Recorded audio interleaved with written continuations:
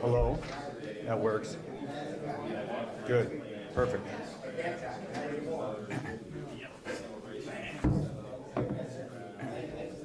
I want to see if I can get these guys.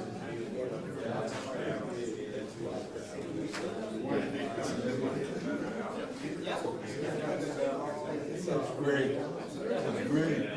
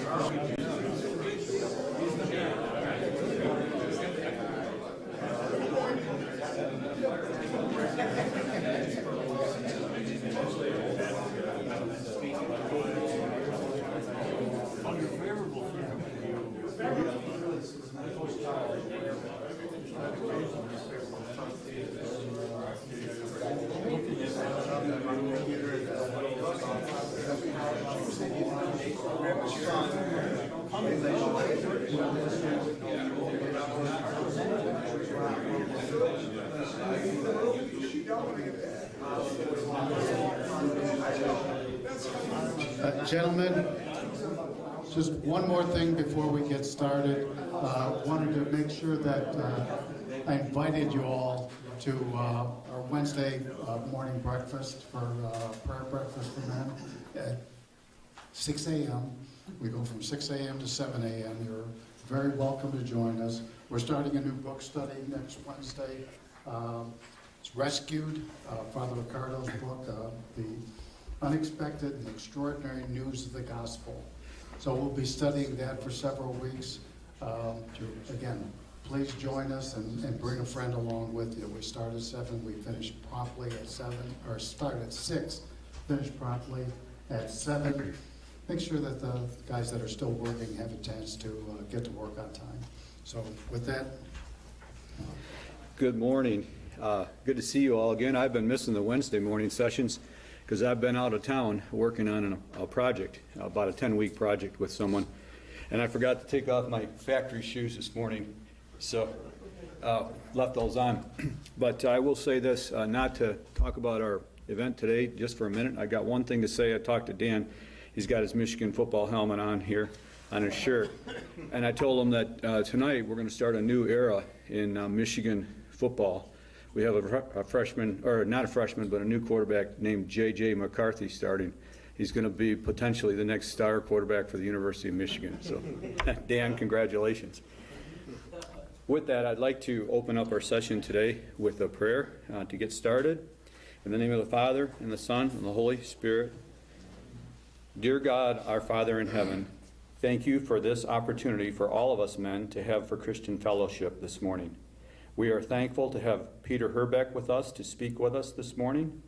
Please, Lord, help us to understand Peter's message and use the lessons of his message in our lives. Lord, help us men to be role models and inspirations for our families and communities by living our lives as Christian men and showing our love for our Lord and Savior, Jesus Christ. Amen. In the name of the Father, and the Son, and the Holy Spirit, amen. Enrique, would you like to cue up our songs before we introduce Peter? Yes. Okay, thank you.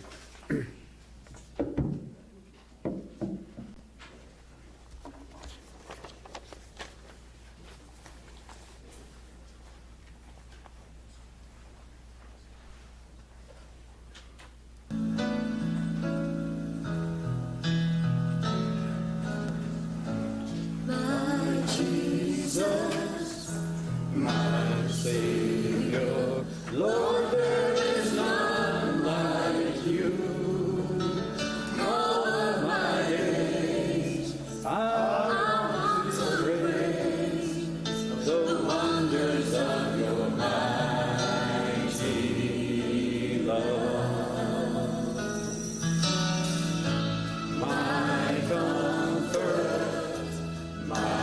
shelter, tower of refuge and strength.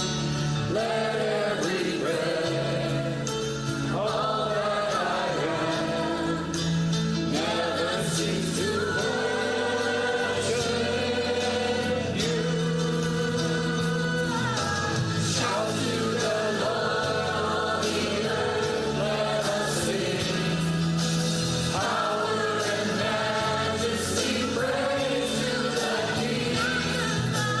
Mountains bow down and the seas will roar at the sound of your name. I sing for joy at the work of your hand. Forever I'll love you, forever I'll stand. Nothing compares to the promise I have in you.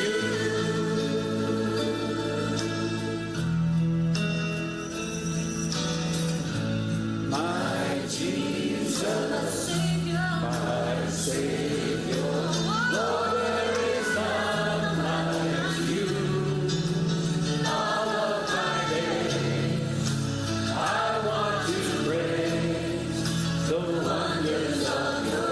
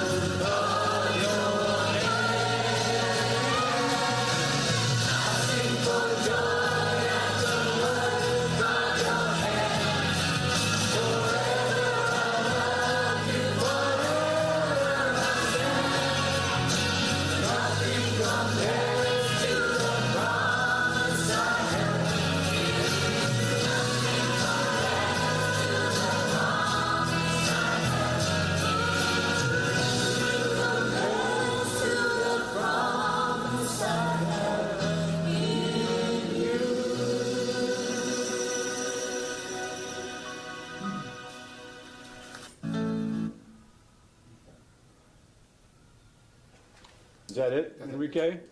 That was beautiful. I just want to say a couple of words about Peter here.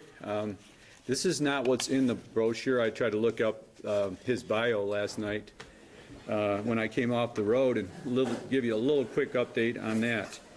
And the topic of his speech today is living authentic manhood in our toxic culture. Peter Herbeck is the Executive Vice President and Director of Missions for Renewal Ministries. For more than 30 years, he has been actively involved in evangelization and Catholic renewal throughout the U.S., Canada, Asia, Africa, and Eastern Europe. Quite a span of evangelization you have, Peter.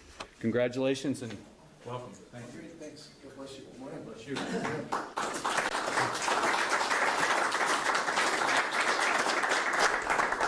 Peter, we have additional What's up? I'm going to embarrass you. Oh, well, No, I couldn't resist the opportunity. to just say something personal about Peter. I've probably known him for, I don't know, 40 years. 1982. 1982.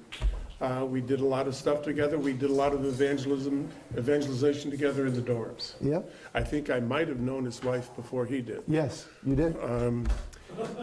She's got a wonderful story too, and she's a leader herself. How many countries have you been in? Have you kept count? Oh, I mean, just as a ministry, maybe 75 different countries on all, spread across all the continents, you know. 75 countries ministry. Over 1,000 international missions we've done. Over 1,000. Okay, this is one of the bright spots of the church. And, you know, when in Rome, when there is the evangelization synod, one of the prime speakers, one of the most sought-after influences is Ralph and Peter, and the work that they're doing, because it kind of stands out. I had. I think you were talking about my golf game, but please don't. No, he serves with all his heart. Oh, that's what I was. He's got a daily radio show and a weekly television program on EWTN. Mm-hmm. Yeah. I know the viewership is high. How many folks do you have on your Renewal Ministries website? About 70,000 subscribers on a weekly basis, yeah. Okay, so if you're looking for some really good material, just go to Renewal Ministries. You'll see all kinds of really good presentations over a long period of time. If you sign up for their weekly email that I get, you'll just stay up to date. Part of why I'm saying this is we are really fortunate to have a speaker like Peter. He's got experience, he's got passion, he's got great ability, and it's bearing fruit all over the world. So I'm really happy to see a good friend, and I am really honored that he's here with us. Thank you, Father. Bless you. Thank you. Do I need to use both these? Can I just turn this off? Because I think my volume could be loud enough. Just tell me, can you guys hear me all right? Yes. Okay, good. Well, it is really a joy to be back here at Holy Family, which is a bright spot in the Archdiocese of Detroit. You know, you may not know that, but there's a lot happening here at your parish, and the word's kind of getting out in a variety of different places. A couple things. One is, I did meet Father Bob before he was Father Bob in May of 1982. I'm from Minnesota, and I landed in Ann Arbor just to be a part of an outreach that was happening at the University of Michigan at the time in Eastern Michigan that Father Bob was one of the leaders of.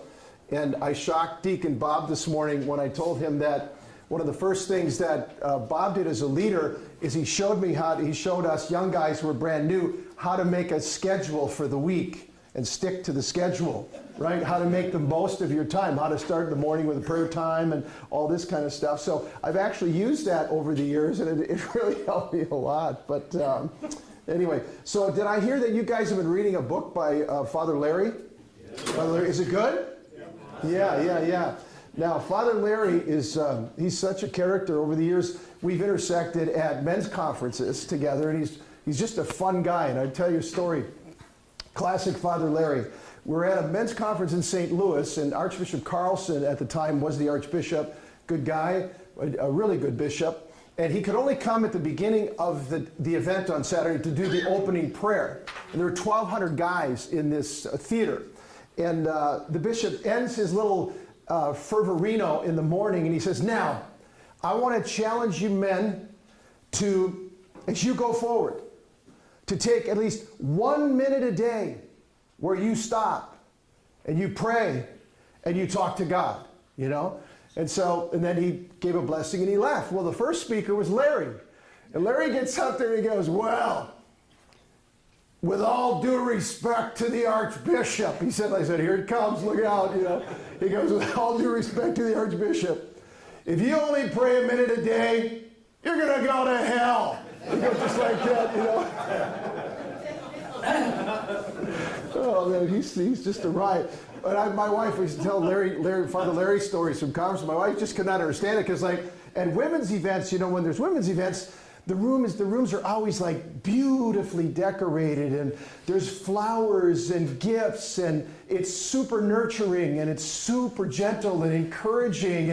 And then, you know, I said, she goes, what's it like for a men's conference? So I tell Father Larry basically punches him in the face about 10 times, and then the guys say, hit me again, Father, hit me again, Father. You know what I mean? It's just, we're different. We're really different, you know? So anyway, it's good. He's a good friend. So I want to just talk today a little bit about what the nature of the battle that we're facing, partly because, as I was praying about this morning, you guys have a beautiful name as a parish, Holy Family Parish. And I think one of the reasons that God's grace is moving on Holy Family Parish in the way it is that family is really the place. Marriage and family is the battleground right now of the spiritual conflict that's unfolding across the globe. I mean, we are seeing things that are absolutely, completely unprecedented, and it's moving at a very high pace. And so I just want to talk a little bit about the battle, but before I do, I want to share with you, encourage you to follow up, maybe Father Bob and Deacon Bob, you've seen this Christian Smith's research on, you know who Christian Smith is, sociologist from the University of Notre Dame? He's probably the most recognized sociologist in the Christian world that has followed family and youth. And he's had a team of people now for something like 28 years that have followed done the biggest longitudinal study with a group of, I think, almost 3,500 young people when they began, ages 13 to 17. And he's written books on each stages that they've gone through. What are the stages? They started their teen years, you know, then they moved to college, you move to post-college, you move to your career, and then you get married. And the question they were asking, where did they start? These were basically Christian kids from Christian homes. And where did they end up? You know? And what were the fundamental driving principles that got them from point A all the way to point B? Right? So it is the biggest study of its kind. Now you can find his lecture on YouTube. I ran across it. It's unfortunately, he gave this talk just before COVID. And then for 2 years of COVID, it just kind of fell off the map. But he was at Yale, and he was describing their study.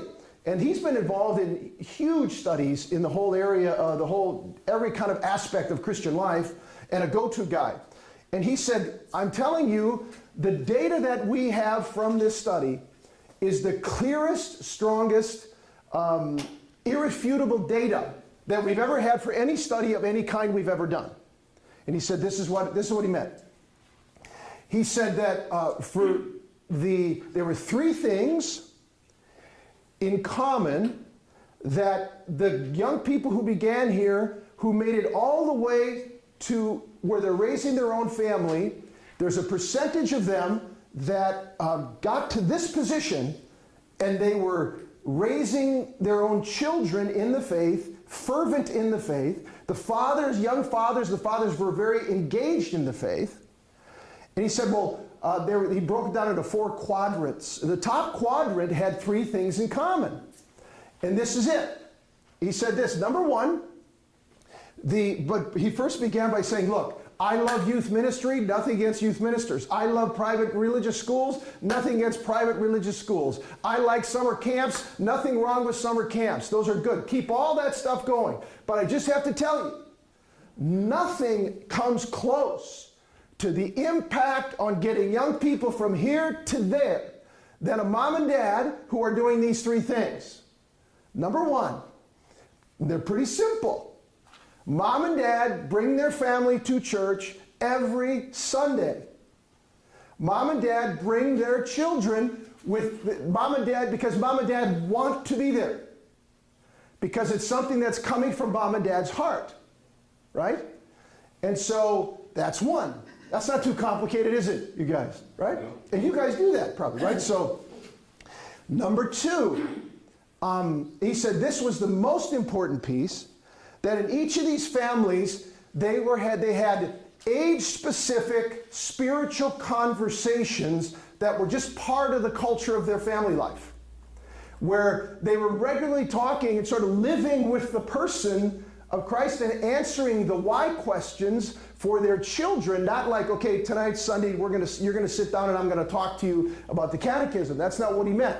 What he meant to say was that all the little challenges that the children make at different stages of the game, they engage them in conversation about it, or the things that the kids disagree with or they're having pushback on, and mom and dad would talk to them at meals and traveling in the car or whatever it is, to just have this in the conversation and making it real for them so that the kids aren't just internalizing the struggles that they're having, things that they disagree with maybe, or about the church teaching, or they're wondering about church teaching, or their friends don't believe it anymore, and what do? And they said this was the most significant piece of data. And what is that? The family's living with the Lord and just having a conversation on a regular basis, not forced, not scheduled, but in the habit of life. And then the third one was the family had mission outside of going to church on Sunday as part of the habit of their family life. Like soup kitchens, for example. Like some families say, what do we do? What do the Herbecks do? Well, we go twice a month to the soup kitchen.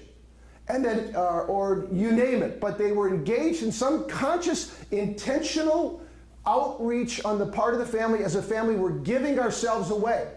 We're giving ourselves, and so they kind of grow up with that habit, and then the kids get a comfort zone in it.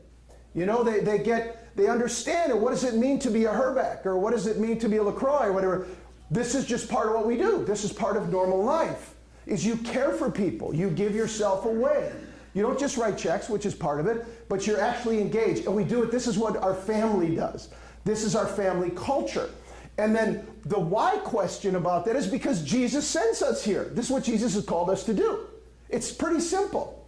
And he said, you guys, all the good stuff that the churches bring to us to help move us into faith, they all have a role to play, but nothing comes close to those three things.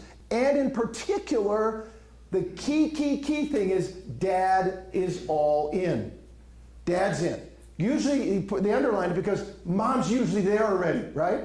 And in most families. And it's hard for most dads to see themselves as spiritual leaders, you know, engaging the family spiritually. And most of the time, guys feel like, I'm not very spiritual. I feel really comfortable in this zone of work and work responsibilities and leadership and sports and the things that I've experienced and I'm confident in and I've been trained in. But when it comes to being the spiritual leader of my family, it's more difficult. My wife's actually better at it, you know? And so you don't have to be a theologian. You don't have to get an MA at the seminary to be able to be confident to lead your family into these kinds of habits. And so it's really worth holding the line on. I mean, most of you guys how many have kids still at home? Okay, how many have elementary school kids at home? Okay, you have one, a couple of you. How many have high school kids at home? Okay, great. So the habits, the little things you do, I just found that study super encouraging. You know, those things are doable. You know what? We can go to church every Sunday, and Mom and Dad with the right attitude, even when you don't feel like you have a right attitude. And no matter where the kids are, this is what we do.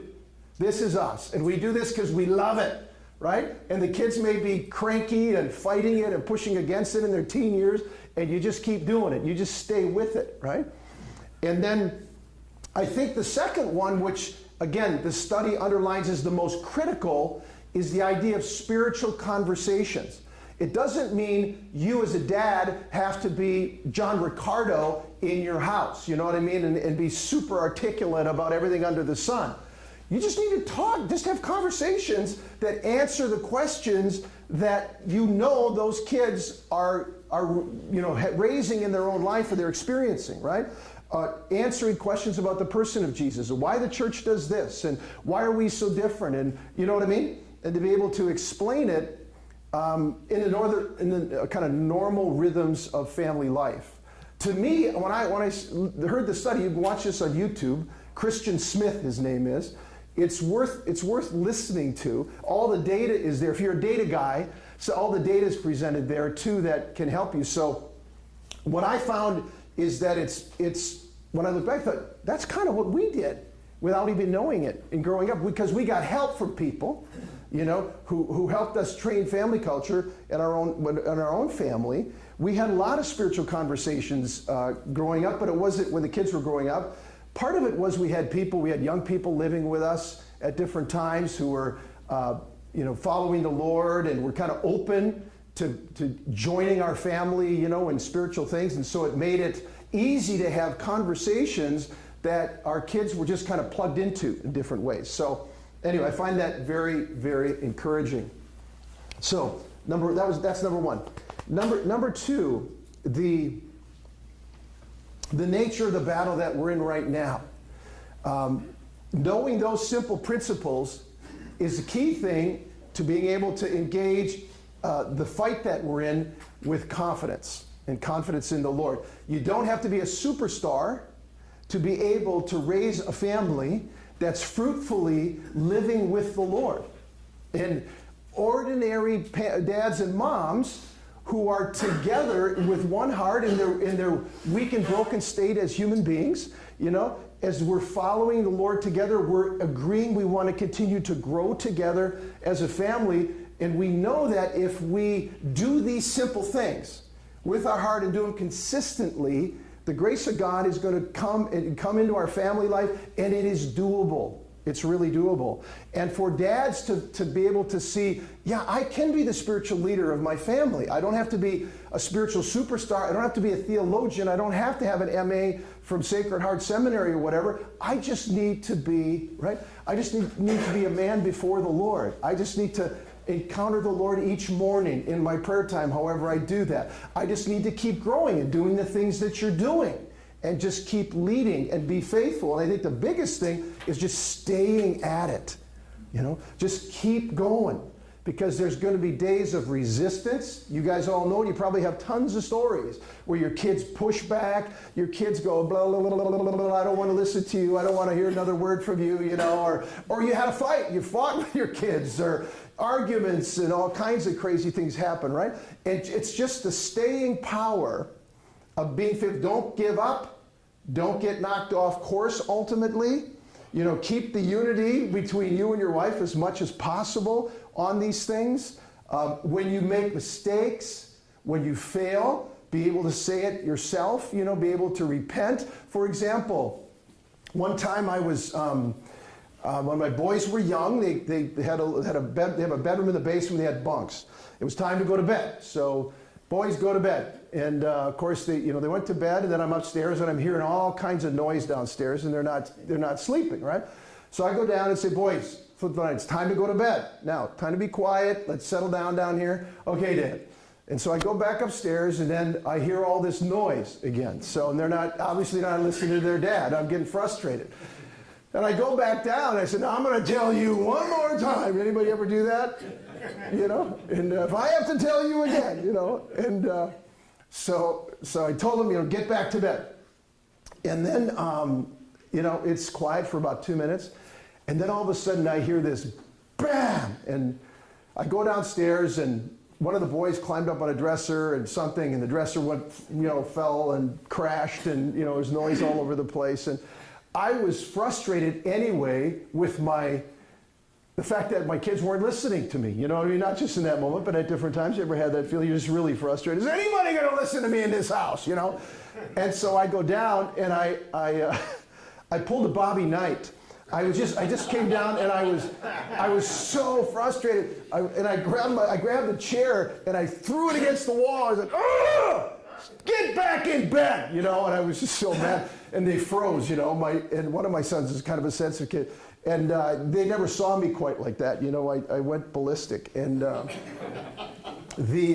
so I went back upstairs, and they were quiet after that, So I'm laying in bed. I get into bed with Debbie, and she goes, well, that was good. Honey, that was good.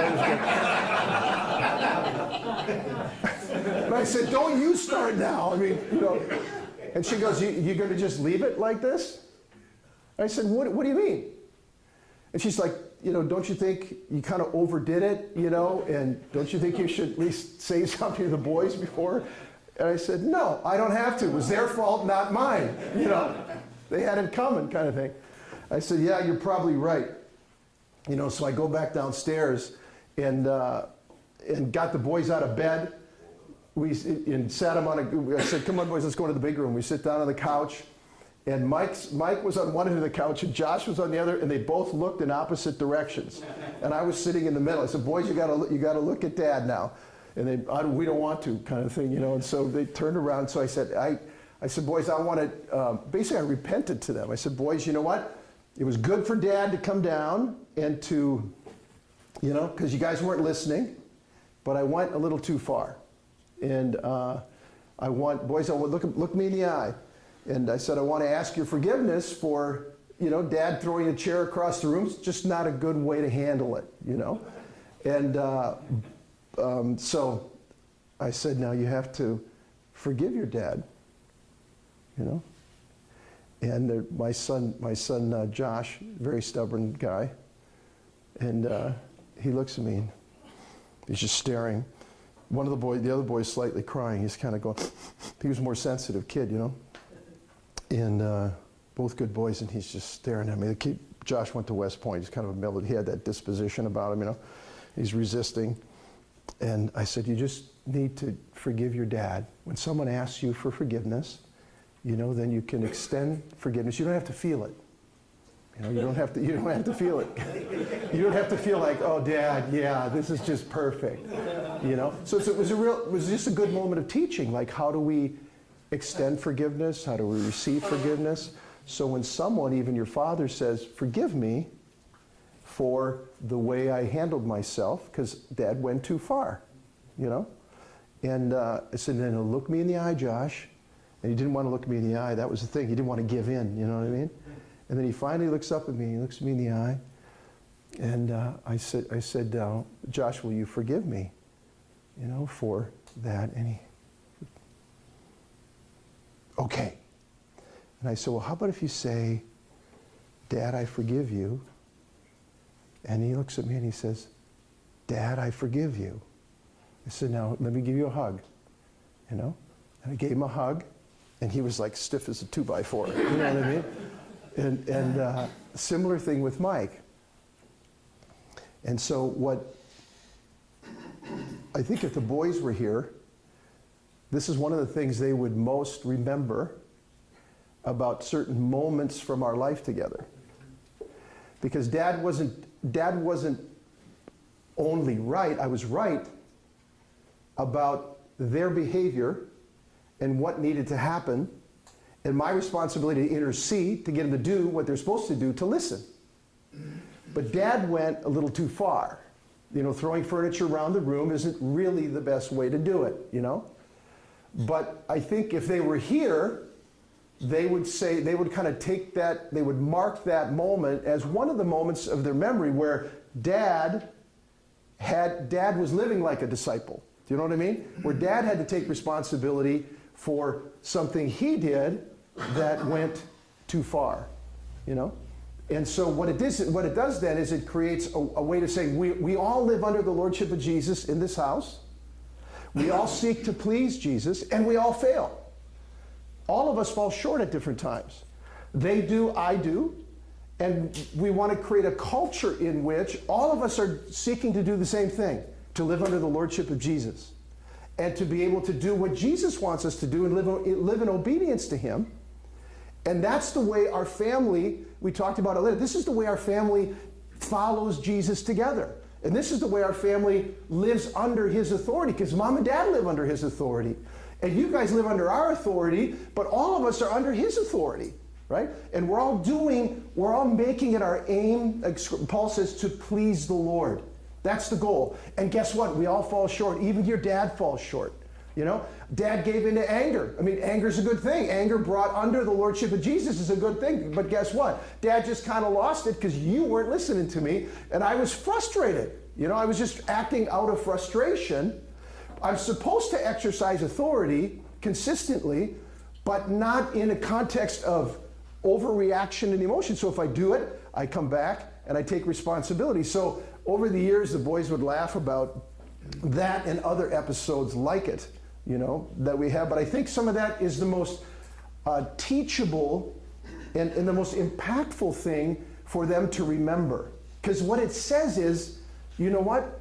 Mom and Dad are not just telling me how I'm supposed to live under the lordship of Jesus. They may not use that language.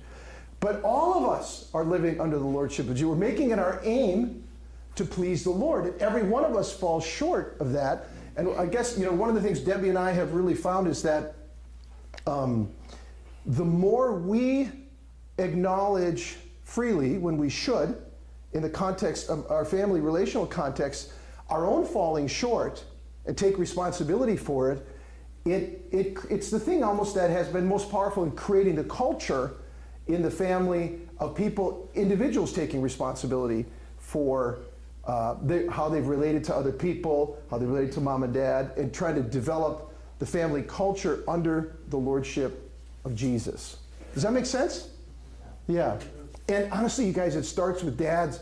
Most of the time, not always, my experience, it's hardest for dads to sort of humble themselves and say, you know what I just said or what I just did, it was over the line, you guys. And I want to tell you why, and I just want to ask your forgiveness, because then it's the most powerful teaching tool and teaching moment for the kids is how dad lives a life. You don't have to say it to him like, hey, I live under the lordship of Jesus too, so you have to do it too.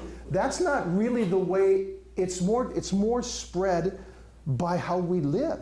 And if you just humbly just live under the lordship of Jesus and take responsibility for the things that you know the King wants you to take responsibility for, and not be embarrassed to do it as the head of the household, but just do it honestly with humility, it's really powerful. And it communicates to the kids, you know, dad's not asking me to do something that he himself doesn't do. And this is how dad is living under the lordship of Jesus. Dad is not afraid to say, I did something that was over the top. I did something that really demands that I ask your apology or I ask your forgiveness for the way I'm speaking to you, you know? And then the reality of showing them that when you do that, you don't lose your dignity. It's good for your flesh, but also the whole idea of reconciling, and let's settle this here. Let's settle. I'm taking responsibility, and now we're going to settle this issue and teach them how to be able to receive and extend forgiveness. And then to be able to see that it's a decision, it's not a feeling. Because a lot of people say, I'm going to hold you over the fire until I feel right, until I feel better about it, you know? And to say, no, guess what? The boys that night when I was talking, I said, guys, you probably don't feel like forgiving dad right now, don't you? You know what I mean? It's like, Mikey's like, yeah, I don't want to. I don't want to. I said, I know exactly how you feel. You'd like to be mad at me for a long period of time, wouldn't you? He goes, yeah. But you know what? Jesus, the only way our family is going to be able to have the love and the peace that we want is for us to follow Jesus. And Jesus tells us that we should be free in extending forgiveness. And it's not a feeling, it's a decision, you know? And so you're doing it not just because you love me, you're mad at me right now, and you may not want to do it, but you know who's watching? Jesus. And you love Jesus, and you want to please him. He didn't do anything to you at this moment, I did, but he wants to help you, and you want to always do what pleases him. So it's like a really very good, very helpful teaching moment. And I said, that's the way our family is going to be able to have the unity in Jesus that we want to be able to have. So those kinds of things are critical in developing for the family culture the idea and the conviction that Jesus is the Lord of our house, that dad's following, dad's under Jesus' authority, just like I'm under Jesus' authority, and dad's calling me to live a certain way, but he's living the same way, and when he doesn't live that way, he admits he doesn't live that way, and we extend and receive forgiveness. And we do it generously. If we have to do it 70 times, 7 times a day, great, we'll do it, you know? So that's number one. Number two, the current the current battle that we're in. Let me just grab a note, my notes here. How many of you have any of you ever heard of this book called Awake Not Woke? If you ever heard it, raise your hand. I'm just curious. Awake Not Woke. Okay. All right. You know what woke culture is? Okay. So. Everything disgusting. All right. So we're in an extraordinary time of change in our culture. There's an incredible spiritual battle that's going on in our culture today. There's the deconstruction of the family, of human identity that's going on in our culture that has fundamentally deep, dark spiritual roots. And it's moving fast, and it's very intense. Tell me, raise your hand if you feel like I have no idea what he just said. It's too vague. Raise your hand if you don't be afraid. You guys know what I'm saying? The feeling that's here, that something that's happening in our culture, right? You know, a man's a woman, a woman's a man. You know, all this kind of drama that's unfolding in our culture. We're in this very, very serious time of spiritual battle and spiritual conflict. It's escalating at a speed, and it's happening around the family and around human identity. Kind of, again, what is a man? What is a woman? And this is a book I want to recommend to you. It's called Awake Not Woke. It's the simplest summary of the nature of the battle that we're going through right now. It's a Catholic woman named Noelle Mering wrote it. It's very readable. It's very accessible. And so one of the things that she makes a very important point about in the book is that the heart of the battle and the heart of the attack on the family that's going on in our culture today, and the redefinition of family, the redefinition of the human person, the fundamental target has been from the beginning, it's very intentional. The Frankfurt School, I won't go into this, there's a whole set of very powerful scholars who have shaped, atheistic scholars who have shaped all of what's going on in terms of the whole definition of the person, pushing homosexual culture forward, pushing trans culture forward, all the stuff that's now emerging and happening in our culture. It's a distinctive, intentional attack on the family, on male and female. This has never happened any time in human history, what's unfolding right now. Right? And at the heart of it is an attack on the father of the family. Why? Because the Marxists, the Marxists, Soviet Marxists and others said the fundamental reason they couldn't complete what they tried to do for 70 some years in Central and Eastern Europe was they could not ultimately get a hold of the family. And they couldn't get a hold of the family because of Poland and various places where the Christian family was strong and it was intact. And so the fundamental object of the new onslaught against the family from people who want to change the whole culture is to go after the father of the family, to go after the identity of the male, the family, the leader of the family, and to undermine his authority. I just want to read a section from Noelle's book here. If I can.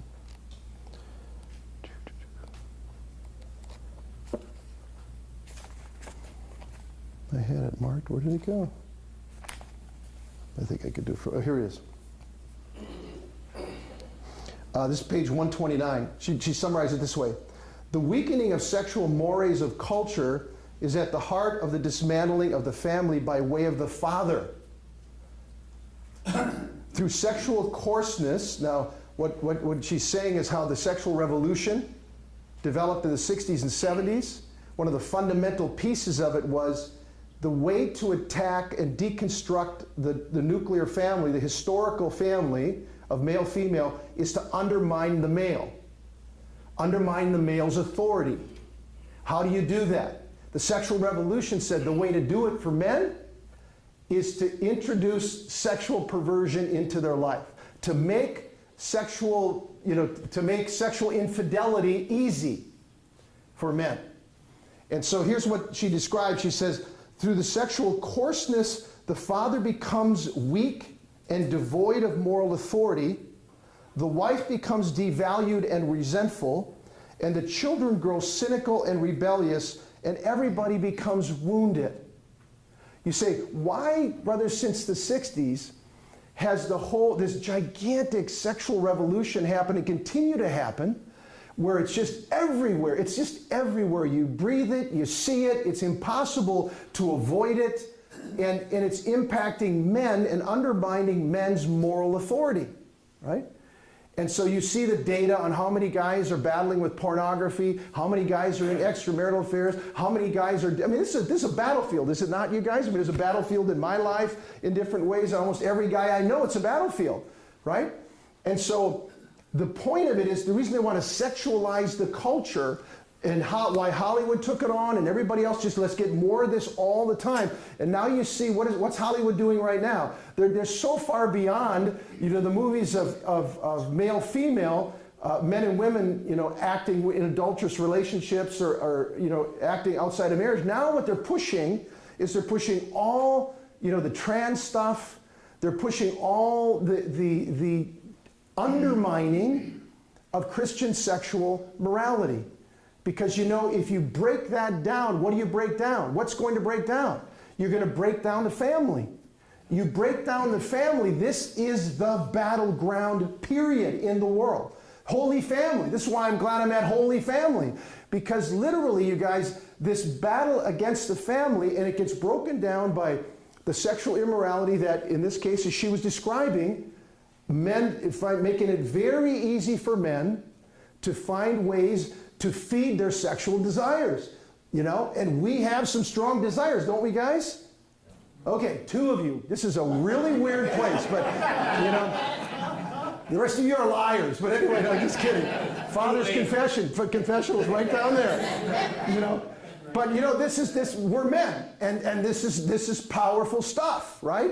And when it's right in front of us, and we have super easy access to it, and we're feeling down, and our wife is distant, and you're just feeling bad about yourself, or your drives are going crazy, I mean, you're really susceptible, right? And so they said, this is how you undermine the family. You undermine the male.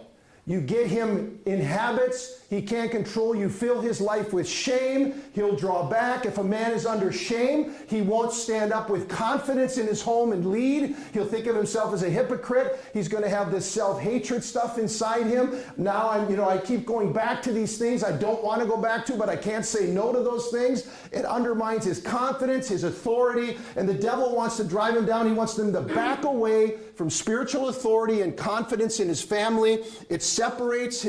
My wife better not know what I just did or thought or whatever, and it starts dividing husband and wife, and along the lines of what she described. It's all strategy, you guys. This isn't just happening. It's a strategy to break down the traditional family, right? And if you can draw the man out of his relationship, and then you feel guilty before God, you don't have confidence as a spiritual leader, then your family is not protected, right?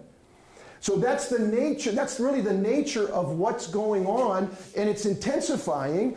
And now, because our culture, our way of life is so sexualized, and it's so compromised, no matter what weird thing comes up next about what is a human being, nobody wants to stand up and say anything, because 1, there's going to be an attack against you, and number 2, you're personally compromised. Maybe, you know what I mean? Not everybody is, but many, many people are. You do your picadillos, I'll do mine. I won't say anything about you if you don't say anything about me, because I've got my own secrets in my own closet, And so it's the devil's strategy. It's the doorway in to undermining the unity of family life and to undermine the confidence of men to lead spiritually. This is a big negative effect. It's a strategic thing of the enemy. Because when we fall, especially in this area in some way, you just feel terrible, don't you? I mean, you just feel like I'm not a good spiritual leader. Who am I? Who am I to say anything? You know what I mean? Who am I to stand up? I don't want to stand up too tall, because I don't want anybody to look too close to my life.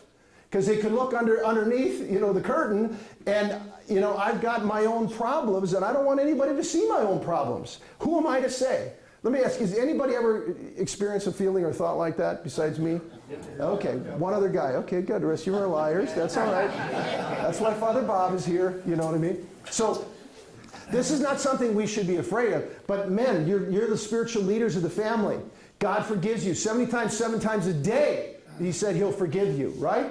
And he wants you to come into the light. The best antiseptic, the best way to deal with this stuff is come into the light. The devil wants to keep men in shame, wants to keep them hidden, want to keep you away. Instead of, I'm not going to stand up and do any leading. How could I do that? I'm a weak and broken man. I'm a guy who fails and falls. Well, get in line. That's all the Lord has to deal with. You know what I mean? Everybody's got these kinds of struggles, but the antiseptic is coming into the light, with humility and really supporting each other. Because brothers, you're reading these really good books. I've been involved in men's ministry for years. There's a lot of men's groups that read a lot of good books, and a whole bunch of guys still remain in the shadows. Because they're there because they want to learn, but it's really hard to put the cards on the table of the battles that we're actually facing so that we can help each other overcome them and overcome the shame that keeps us sort of distant or protective. Shame is a killer, man. Anybody ever, shame just steals your zeal and your confidence, right? And repentance is meant to take away that shame. That's what confession's about, to live without shame. And we want to be able to create a culture that says, the men of a parish, to say, I'll end here. If you look at Holy Family, there's a lot of good things happening in this parish. This is a good parish. There's good things happening with the men in this parish. What the enemy wants to do is stop, and I think you guys have the name Holy Family because one of the things the Lord wants you to do is fight for families. To really fight for the healing of families, to help husbands and wives love the Lord together and teach them how to lead their families with confidence in this unbelievably confusing time. To just be a place not just of wisdom, but of generous hearts of forgiveness. Totally understanding the battle. Be able to help, especially lead men in the parish into greater unity, greater freedom in the Lord, so they can overcome shame, they can overcome the things that keep them in the shadows and come into the light and say, yeah, I want to be the man that God's calling me to be, to lead my family the way he's calling me to lead it, and I want to lock my arms with other men, and I want to do that. I want to learn how to love my wife more fully. I want to learn how to love my kids more directly. I want to learn how to lead my family. I want to learn how to have a daily prayer time. I want to learn how to lead my family in prayer. I want to learn how to have discussions, spiritual discussions within my family. I want to do it with my wife. I want to seek healing in my relationship with my wife. I want to go after it. And a Holy Family, I think the Lord wants to be a beacon, not only of people who are coming to faith in Alpha and that kind of stuff. Those are all the doorways, man. You've got to get that. But to say, no, we are going to fight for families. We know families need to be healed. There's so many shadows in so many families that need the love of God and the light of God to shine in there. So let me ask you this, Bob, maybe would you say, what's the level of participation of people in the parish on a weekly basis? Do you guys have the data on that? Like weekly church attendance and stuff like that? You mean as a fraction of registration? Yeah. Like 30%? So about 30%, which is quite a bit higher than most parishes. If you got 30% of people who are registered coming to Mass on a weekly basis. So brothers, you got a big mission field. You know what I mean? So you have a lot to rejoice in. This is a really good parish. I mean, really good stuff is happening here. And you have good leadership. That's the grace of God. But you could say, okay, we've only got 30% of our people coming on a regular basis who are really plugged in. We want to find out, I want to know the 70% of the men, who are in that population. Let's go find those guys. Let's go find those guys. Let's find out where they are. You mean, I guarantee you, there's percentage of those guys who are hurting. They don't want to come too close because the light's too bright. They got too many secrets in their life. They can't stand themselves. They got dysfunction from the life they grew up in. They're carrying it. They're limping through life. They're failing as husbands in their mind. They don't like themselves. I mean, there's all kinds of guys like that. So one of the reasons guys don't come is not just because they might be lazy or they might be unconverted, you know, but also they don't want to get too close because they don't feel like they belong. They don't feel, they've got shame, they've got guilt inside them, and guys, you have to go get them, you know? And so the thing I just want to end with, we're in this massive fight, and the fight is over family life. And the attack is on the father and the mother to divide. That's why the culture is filled with perversion. It's filled with perversion everywhere. It's so easy to access sexual perversion. And you know what the devil's after? He's after you and me because it's hard for men to stay chaste. It's hard for us. And we get stimulated by so many things. And sometimes our sex drives and the way we are and all that are so intense and so strong, we're easy pickings for the world. And that's what this is all about, is to destroy family, to destroy the icon of God on the earth. That is the battle that we are in. And so we ought to have super generous hearts to know, hey, there's 70% of the men who are not really seriously plugged into the parish. And I'm guaranteeing you there's a lot of stories and a lot of woundedness in those 70% of men. And they need compassionate men who are radically in love with Christ, who've experienced the healing love of God in this church, the sacraments, the forgiveness, and your shame has been washed away slowly, and you're coming into a new way of life to go be a part of rescuing those people. We've got to fight for these men. We've got to fight for the marriages. We've got to fight for the families. And let Holy Family be a beacon. You have a name because you have a commission. Let Holy Family be a beacon of a place where we are going to defend family, we're going to celebrate family, we're going to heal family, and this is the most evangelistic thing you can possibly do. It is the way to do it. This is the thing the devil's after. He wants to destroy God's icon in the earth. That's it. And it's happening. And it's happening all over the West in particular, but around the world. You were born to fight. You were not born to sit on the sidelines.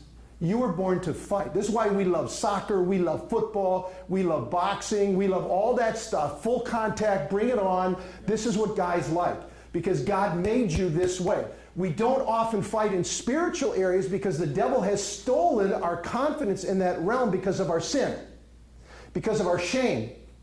You say, we're ashamed, so we don't stand up with confidence. Who am I to say? Who am I, blah, blah, you know? And to say, no, get forgiven, help men come in and have receive confession and get washed and clean and be able to rally, guys to be able to stand and fight in this time. So anyway, I'm done. Yeah, so.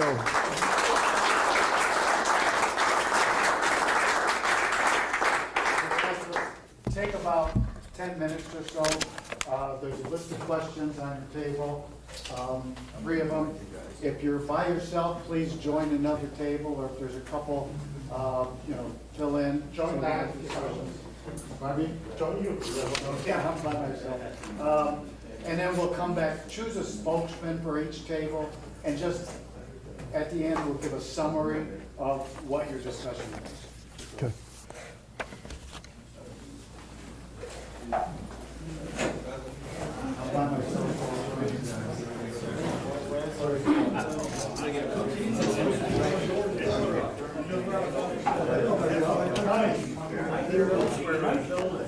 That was a delightful story about your sons. Now I want to know when you got upstairs, what did Debbie say? Yeah, was that so hard?